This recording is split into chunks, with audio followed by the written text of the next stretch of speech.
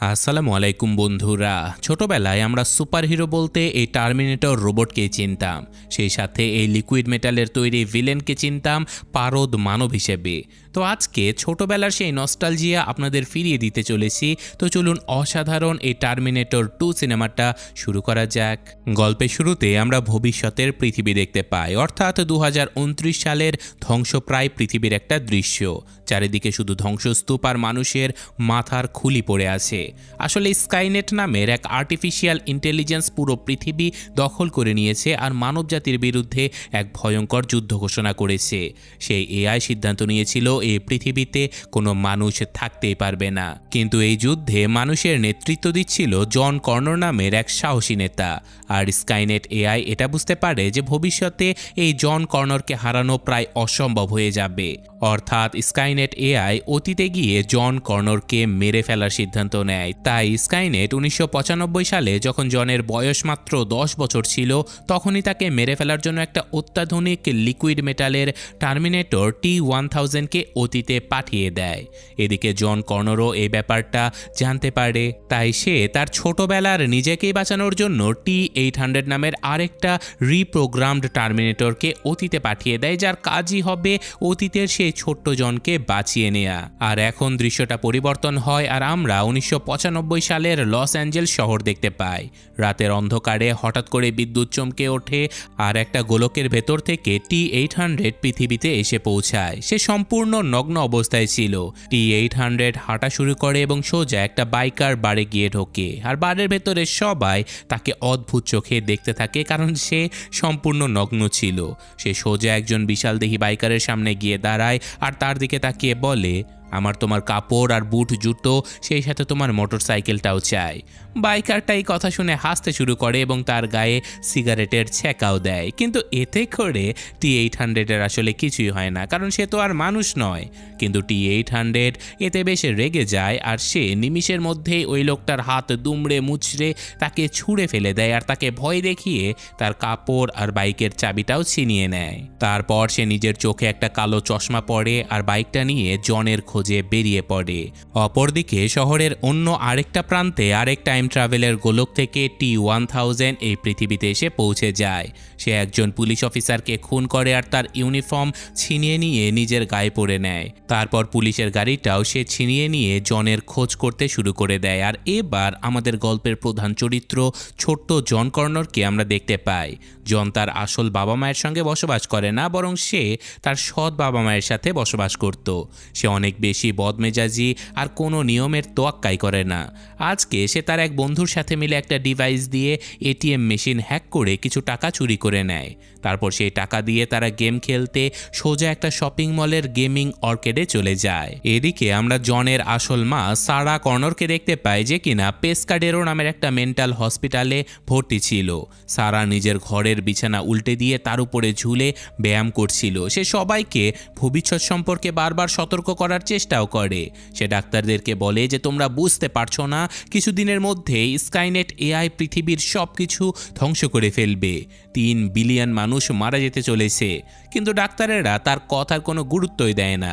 আর মূলত এই কারণেই তারা সারাকে পাগল মনে করে এখানে ভর্তি করে রেখেছিল। আর এখন এই কথার উপরে সারা যেভাবে জোর দিচ্ছিল, তাতে ডাক্তারেরা বুঝে গিয়েছিল যে সারা পুরোপুরি পাগল হয়ে গেছে।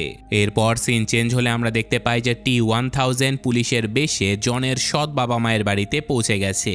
সে তাদের কাছে জনের একটা ছবি দেখিয়ে বলে যে আমি এই ছেলেটাকে খুঁজছি, সে এখন কোথায় আছে আপনারা কি জানেন? তারা T-1000কে পুলিশ ভেবে তাকে সাহায্য করে এবং বলে দেয় যে জন শপিং মলে গেছে গেম খেলার জন্য। এই কথা শুনে T-1000 সোজা শপিং মলের দিকে রওনা দেয়। আর অপরদিকে T-800ও জনকে খোঁজার জন্য সেই শপিং মলের দিকে এগিয়ে যাচ্ছিল। এদিকে শপিং মলের গেমিং আর্কেডে জন তার বন্ধুর সঙ্গে গেম খেলছে। আর তাছাড়াও T-1000 ততক্ষণে শপিং মলে এসে পৌঁছেও গেছে। সে পুলিশের বেশে দুজন মেয়েকে জনের ছবি দেখিয়ে বলে, তোমরা কি এই ছেলেটাকে দেখেছো? মেয়েরা তাকে অর্কিডের রাস্তাটা দেখিয়ে দেয়। অপরদিকে T-800ও জনকে বাঁচানোর জন্য সেই শপিং মলে পৌঁছে গেছে। তার হাতে একটা লম্বা গোলাপ ফুলের বক্স রয়েছে, আর ওই বক্সের ভেতরে তার সেই আইকনিক শটগানটা লুকিয়ে রেখেছে। জন আর্কেডের ভেতর থেকে হঠাৎ করে T-1000কে পুলিশের পোশাক পরা অবস্থায় দেখতে পায়। সে ভেবে নিয়েছিল যে পুলিশ হয়তো এটিএম বুথ চুরি করার জন্য তাকে ধরতে এসেছে, তাই সে প্রচণ্ড ভয় পেয়ে পেছনের সরু রাস্তা দিয়ে দৌড়ে পালানোর চেষ্টা করে। কিন্তু কিছুটা সামনে যাবার পরেই জন দেখতে পায় সামনে থেকে বিশাল দেহী T-800 তার দিকে এগিয়ে আসছে। জন তো প্রচণ্ড ভয়ে একেবারে শেষ হয়ে গিয়েছিল। সে ভেবে নিয়েছিল যে এই লোকটাও তাকে মারতে এসেছে। সে পেছনের দিকে পালাতে যায়, কিন্তু এদিকে তো আবার পেছন থেকে T-1000 চলে এসেছে। T-1000 তার বন্দুক বের করে জনকে গুলি করতে যাচ্ছিল, কিন্তু ঠিক তখনই T-800 জনের সামনে এসে দাঁড়ায়। সে নিজের শরীর দিয়ে সবগুলো গুলি আটকে দেয়, আর তারপর তার গোলাপ ফুলের বক্স থেকে শটগান বের করে T-1000কে গুলি করে সে অনেক দূরে ছুঁড়ে ফেলে দেয়। আর এই সিনটা ছোটবেলায় আমার দেখা সেরা একটা সিন ছিল। এভাবে গুলি শরীরের এপার ওপার হয়ে যেতে দেখাটা আমার কাছে নতুন ছিল। তো যাই হোক, এরপর T-800 জনের দিকে হাত বাড়িয়ে দিয়ে বলে, যদি বাঁচতে চাও তাহলে আমার সঙ্গে চলো। জন অবাক হয়ে তার হাত ধরে, আর তারা দুজন সেখান থেকে দৌড়ে পালাতে থাকে। এরপর জন শপিং মল থেকে বেরিয়ে তার নিজের ছোট্ট বাইকে করে পালাতে শুরু করে, আর অপরদিকে T-1000 একটা বিশাল বড় ট্রাক চুরি করে জনের পেছনে তাড়া করতে থাকে। এভাবে ধাওয়া করতে করতে তারা একটা বড় খালের ভেতরে চলে যায়। আর এই ট্রাকটা যখন জনের বাইকটাকে প্রায় পিষে ফেলেছিল, ঠিক তখনই উপর থেকে T-800 তার ভারী মোটরসাইকেলটা নিয়ে খালের ভেতরে লাফিয়ে পড়ে। সে জনকে নিজের বাইকে তুলে নেয় এবং ট্রাকের চাকায় গুলি করে ট্রাকটাকে ব্লাস্ট করে দেয়।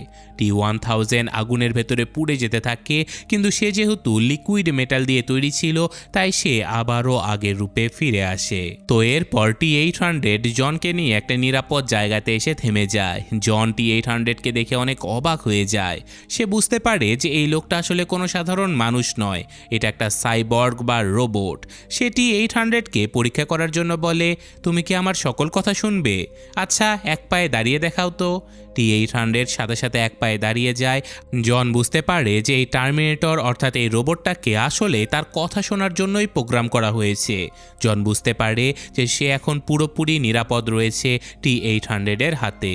এরপর জন তার পালক বাবা মাকে সতর্ক করার জন্য একটা পাবলিক টেলিফোন থেকে তার বাড়িতে ফোন করে, কিন্তু ফোন রিসিভ করার পরে T-800 তার বাবা মায়ের কথা শুনে বুঝতে পারে যে ফোনের অপর পার্শ্বে জনের পালক বাবা মা ছিলই না, বরং T-1000 ইতিমধ্যেই তার মায়ের রূপ ধরে জনের সঙ্গে কথা বলছে। T-800 যখন জনের গলা হুবহু নকল করে ফোনের উল্টো পাশের লোকের সঙ্গে কথা বলতে থাকে, তখনই সে কনফার্ম করে ফেলে যে ও পাশে আসলে T-1000 রয়েছে, আর সে সাথে সাথে ফোনটা কেটে দেয়।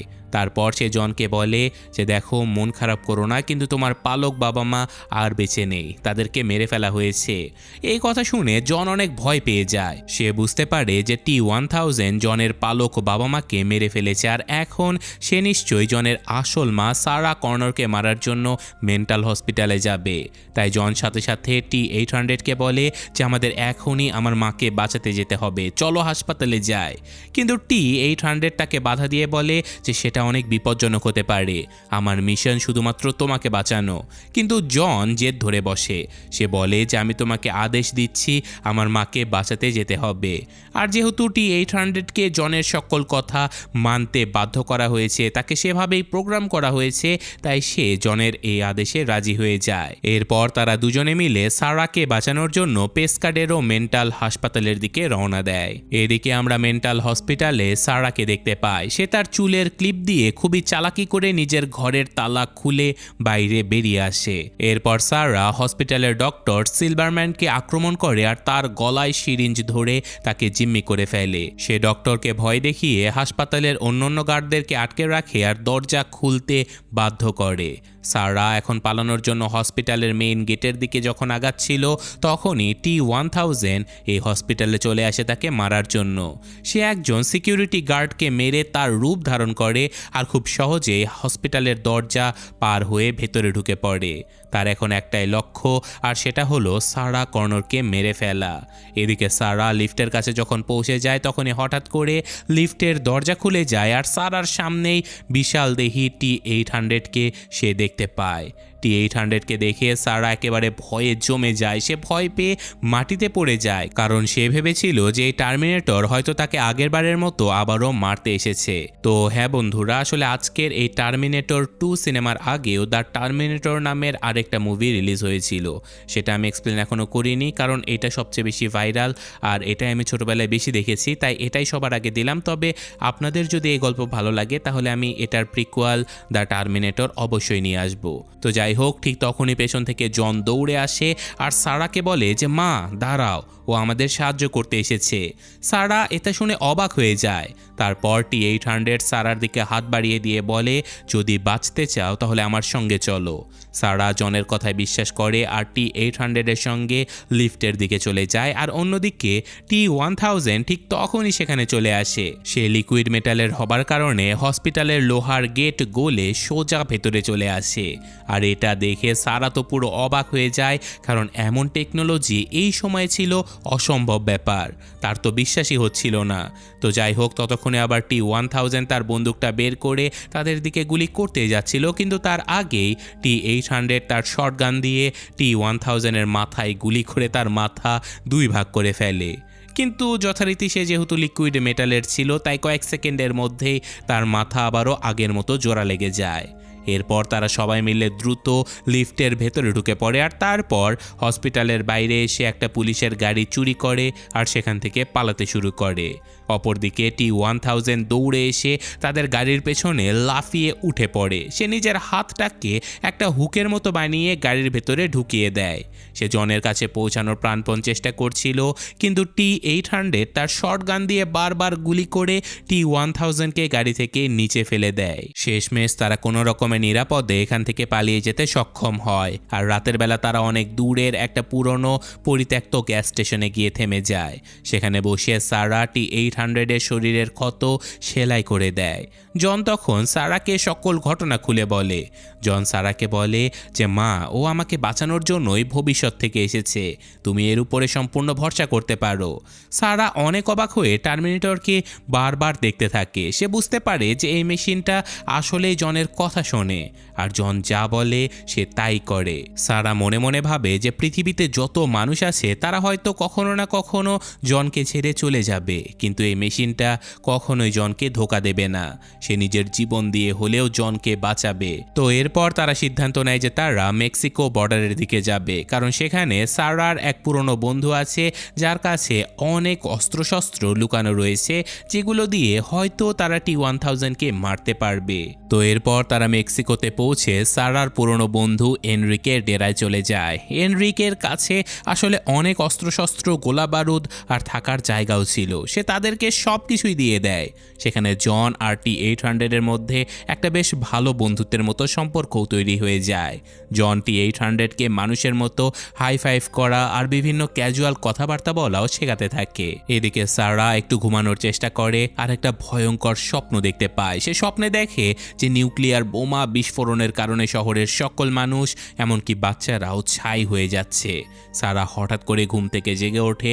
সে বুঝতে পারে যে এই সব কিছুর জন্য শুধুমাত্র একজন মানুষই দায়ী, আর সে হলো মাইলস ডাইসন। মাইলস ডাইসন হলো সাইবারডাইন সিস্টেম কোম্পানির প্রধান ইঞ্জিনিয়ার, যে কিনা ভবিষ্যতে ওই স্কাইনেট নামের ভয়ঙ্কর আর্টিফিশিয়াল ইন্টেলিজেন্সকে ছাড় দিয়ে দেবে। সারা একটা কাঠের টেবিলের উপরে ছুরি দিয়ে নো ফেইথ লিখে রাখে, আর তারপর সে কাউকে কিচ্ছু না বলে নিজের গাড়ি নিয়ে ডাইসনকে খুন করার জন্য বেরিয়ে পড়ে। অপরদিকে জন টেবিলের উপরে ওই লেখাটা দেখে বুঝতে পারে যে তার মা ডাইসনকে মারতে গেছে। সে সাথে সাথে T-800কে বলে যে আমাদের এক্ষুনি ডাইসনের বাড়িতে যেতে হবে, আমার মাকে আটকাতে হবে। এদিকে সারা ডাইসনের বাড়িতে ইতিমধ্যেই চলে আসে, আর ডাইসন যখন তার স্ত্রী আর বাচ্চাদের সঙ্গে নিজের বাড়িতে সময় কাটাচ্ছিল তখনই সারা দূর থেকে স্নাইপার দিয়ে ডাইসনকে লক্ষ্য করে গুলি করে ফেলে। গুলি ডাইসনের কাঁধে গিয়ে লাগে আর সে মাটিতে লুটিয়ে পড়ে। সারা দ্রুত ভেতরে ঢুকে ডাইসনের মাথায় বন্দুক ঠেকায়, কিন্তু সে বুঝতে পারে যে ডাইসন নিজে থেকে আসলে এই ধ্বংসটা ডেকে আনেনি। সে তার পরিবারের সামনে ওই নিরীহ লোকটাকে মারতেই পারে না। সে কান্নায় ভেঙে পড়ে, কারণ আসলেই তো সে বুঝতে পারে যে এই এআইটাকে বানানো তো আসলে কোনো পাপ হতে পারে না। এই এআইটা হাতছাড়া হয়ে যাওয়াটা সম্পূর্ণভাবে এআই এর নিজের দোষ ছিল। ঠিক তখনই জন আর T-800 সেখানে চলে আসে। জন তার মাকে শান্ত করে আর তারপর T-800 ডাইসনকে তার আসল পরিচয় দেয়। সে একটা ছুরি দিয়ে নিজের হাতের চামড়া কেটে তার ভেতরের মেটাল রোবোটিক্স হাড়টা বের করে দেখিয়ে দেয়। ডাইসন এটা দেখে পুরো অবাক হয়ে যায়। এরপর T-800 ডাইসনকে বলে যে তোমার তৈরি করা এই টেকনোলজির কারণে ভবিষ্যতে কোটি কোটি মানুষ মারা যেতে চলেছে। স্কাইনেট নামের এই সিস্টেম পুরো পৃথিবী ধ্বংস করে দেবে। এটা শুনে ডাইসন অনেক ভয় পেয়ে সে তাদেরকে বলে যে আমি তো এসবের কিছুই জানি না। কোম্পানি তো শুধুমাত্র আমাকে আগের একটা টার্মিনেটরের নষ্ট চিপ আর একটা রোবোটিক হাত দিয়েছে। আমি তো শুধু এই সব কিছু নিয়ে গবেষণা করছি। এই কথা শুনে তারা সবাই মিলে সিদ্ধান্ত নেয় যে তারা আজ রাতেই সাইবারডাইন সিস্টেমের মেইন অফিসে যাবে আর ওই পুরনো চিপ, হাত এবং ডাইসনের তৈরি করা সকল গবেষণাগুলো ধ্বংস করে দেবে, যাতে করে স্কাইনেট এআই কখনোই হাতছাড়া হতেই না পারে। তারা সবাই মিলে অস্ত্রশস্ত্র নিয়ে ডাইসনকে সাথে করে নিয়ে সাইবারডাইনের অফিসের দিকে রওনা দেয়। অপরদিকে T-1000 পুলিশের রেডিওর মাধ্যমে জানতে পারে যে তারা ডাইসনের বাড়িতে হামলা করেছে। তাই সে নিজেও দ্রুত সাইবারডাইনের অফিসের দিকে এগোতে শুরু করে, কারণ এখন তাকে এদের সবাইকে মারতে হবে। এদিকে T-800 তার দলবল নিয়ে সাইবারডাইনের অফিসে প্রবেশ করে আর সকল জায়গাতে বোমা সেট করতে শুরু করে। এদিকে পুলিশ আর সোয়াত টিম চারপাশ থেকে এই পুরো বিল্ডিংটা ঘিরে ফেলে, কারণ তারা তো আর ভবিষ্যতের খবর জানে না। তারা বর্তমানে এসেছিল এই কোম্পানিটাকে বাঁচাতে। তারা ভেতরে ঢুকে গুলি চালাতে শুরু করে আর তাদের গুলিতে ডাইসন মারাত্মকভাবে আহত হয়ে যায়। ডাইসন তার হাতে বোমার ডেটোনেটর চেপে ধরে আর জন এবং সারাকে বলে তোমরা জলদি এখান থেকে পালাও, আমি এদেরকে আটকে রাখছি। অপরদিকে T-800 তার মিনিগান নিয়ে পুলিশের দিকে ফায়ার করে, তবে সে খেয়াল রাখে যেন কোনো পুলিশ মারা না যায়। তারা সেখান থেকে বেরিয়ে যাবার পরে ডাইসন মৃত্যুর কোলে ঢলে পড়ে আর তার হাত থেকে ডেটোনেটর নিচে পড়ে যায়, যার ফলে পুরো সাইবারডাইন বিল্ডিং এক বিশাল বিস্ফোরণে ধ্বংস হয়ে যায়। এদিকে T-800 একটা সোয়াত ভ্যান চুরি করে আর সেখানে জন আর সারাকে নিয়ে পালাতে শুরু করে। অপরদিকে T-1000 একটা পুলিশের হেলিকপ্টার নিয়ে তাদেরকে তাড়া করতে থাকে। T-800 গাড়ি চালাতে চালাতে হেলিকপ্টারটার দিকে গুলি করে আর সেটাকে ক্র্যাশও করিয়ে দেয়, কিন্তু T-1000 সাথে সাথে একটা তরল নাইট্রোজেনের বিশাল ট্রাক নিয়ে আবারও তাদের পেছনে তাড়া শুরু করে দেয়। তারা সোজা একটা স্টিল মিল বা লোহা গলানোর কারখানার ভেতরে ঢুকে পড়ে। অপরদিকে T-1000 এর ট্রাকটাও তাদের পেছনে পেছনে ওই কারখানার ভেতরে ঢুকে উল্টে যায় আর ট্রাক থেকে সকল তরল নাইট্রোজেন লিক হয়ে যায়। সে তীব্র ঠান্ডায় T-1000 পুরোপুরি বরফ হয়ে যায়। T-800 তার বন্দুক বের করে T-1000 এর দিকে তাক করে ধরে আর সে বলে আস্তালা ভিস্তা বেবি। তারপর সে গুলি করে সেই T-1000 রোবটটাকে টুকরো টুকরো করে ভেঙে ফেলে, কিন্তু কারখানার ভেতরে থাকা ফুটন্ত লোহার তাপে সেই টুকরোগুলো গলে আবারও আগের রূপ ধারণ করে ফেলে। এরপর তাদের মধ্যে একটা লম্বা আর ভয়ঙ্কর ফাইট শুরু হয়। T-1000 তার হাতটাকে লম্বা তরোয়ালের মতো বানিয়ে T-800 এর পেটে ঢুকিয়ে দেয়, যার কারণে T-800 এর পাওয়ার পুরোপুরি অফ হয়ে যায়। এদিকে T-1000 সারার রূপ ধারণ করে এবং জনকে বারবার ডাকতে থাকে। সে জনকে বলে যে জন জলদি আমার কাছে এসো, কিন্তু জন অবাক হয়ে দেখতে পায় যে পেছন থেকে আসল সারা বন্দুক নিয়ে ছুটে আসে আর T-1000 এর দিকে একাধারে গুলি চালাতে শুরু করে। সারা গুলি করতে করতে T-1000 কে ফুটন্ত লোহার কড়াইয়ের একেবারে কিনারায় নিয়ে যায়, কিন্তু তখনই তার বন্দুকের গুলি শেষ হয়ে যায়। ঠিক তখনই T-800 তার ইমার্জেন্সি পাওয়ার অন করে আর আবারও অনলাইনে ফিরে আসে। সে তার গ্রেনেড লঞ্চার দিয়ে T-1000 এর পেটে সোজা একটা গুলি করে দেয়। গ্রেনেডটা ব্লাস্ট হবার সাথে সাথে T-1000 ওই ফুটন্ত লোহার ভেতরে পড়ে যায় আর চিরতরে গলে ধ্বংস হয়ে যায়। এরপর জন ওই পুরনো টার্মিনেটরের চিপ আর মেটালের হাতটা ফুটন্ত লোহার ভেতরে ফেলে দেয়। স্কাইনেট তৈরি হবার সকল রাস্তা চিরতরে ধ্বংস হয়ে যায়, কিন্তু T-800 জনকে বলে যে এখনও একটা চিপ বাকি রয়েছে যেটা আমার মাথার ভেতরে রয়েছে, তাই আমাকেও ধ্বংস হয়ে যেতে হবে। এই কথা শুনে জন অনেক কান্না করতে শুরু করে আর বলে যে না, তুমি কোথাও যাবে না, আমি তোমাকে আদেশ দিচ্ছি, আমি তোমাকে ছাড়া থাকতে চাই না। কিন্তু T-800 জনকে জড়িয়ে ধরে বলে যে আমি বুঝতে পেরেছি তোমরা মানুষেরা কেন কান্না করো, কিন্তু এটা আমার পক্ষে করা কখনোই সম্ভব নয়। এরপর সারার সাহায্যে T-800 একটা চেইনের সাথে নিজেকে বেঁধে ওই ফুটন্ত লোহার ভেতরে নামতে শুরু করে। আর সবশেষে সে জ্বলন্ত লোহার ভেতরে ডুবে যাবার আগে জন এবং সারাকে একটা থামস আপ দেখায়, আর এভাবেই সে ফাইনালি চিরতরে বন্ধ হয়ে যায়। আর এই অসাধারণ মুভিটা এখানেই শেষ হয়ে যায়। তো কেমন লাগলো গল্পটা সেটা কমেন্টে অবশ্যই জানাবেন। আশা করি ভালোই লেগেছে। শর্টকাটে গল্পগুলো তুলে ধরার চেষ্টা করেছি, বাকিটা কমেন্টে জানাবেন। আমি আজকের মতো বিদায় নিচ্ছি, ভালো থাকবেন, আল্লাহ হাফেজ।